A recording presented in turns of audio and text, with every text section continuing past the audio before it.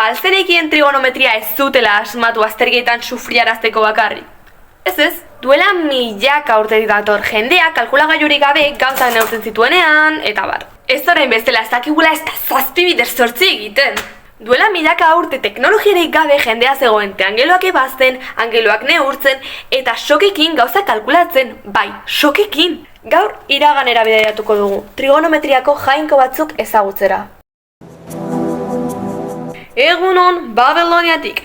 Hemen duela 3000 urte baino gehiago triangeluekin lan egiten genuen. Hirurogei oinarriko zenbaki bat erabili eta zirkuloa 360 gradutan zatitu genuen. Clinton 322 oholtxoan oimengo honetan zenbaki zerrendak idatzi genituen. Gaur egun A berbi, B berbi, berdin C berbi ezagutuko zenituzketenak. Eta geroago Pitagorikoen hirukoitzak deituko zenituzketenak. Luzera kalkulatzeko eraikuntzak eta astronomiako problemak ebazteko balio ziguten. Parko naiz, Kristo horreko 2. mendekoa. Zeruari begira lehen soka taula sortu nuen.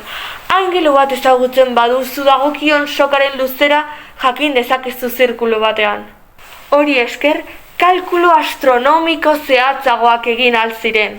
Nire lana gaur egun erabiltzen dituzun funtzio trigonometrikoak lortzeko lehen urratsa izan zen.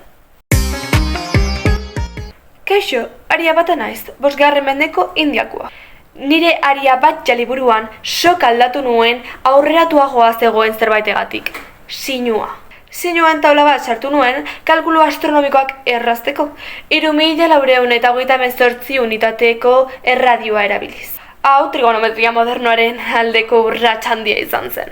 Horri esker eklipseak eta planeten mugimendua zehaztasun handiagoz aurreikusi ahal izan genituen. Kaixo, ni Ptolomeo naiz, Alexandriakoa, 2. mendeko Kristo ondorengoa. Almagestobran sokataulak hobetu nituen. Taula bat sartu nuen gradu erdi bakoitzeko angeluekin, eta horrek aukera eman zuen izar posizioak zehaztasun handiz kalkulatzeko. Nire lana 1000 urte baino gehiago zerabili zuten mundu osoko astronomoek. Beraz, ikasgelan triangelu bat ikuste duzun hurrengoan gogoratu Babiloniatik, Greziatik, Indiatik datozen ezagutzak erabiltzen ari zarela.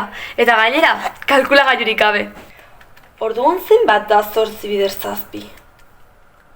56. Beti hazten zait, tio.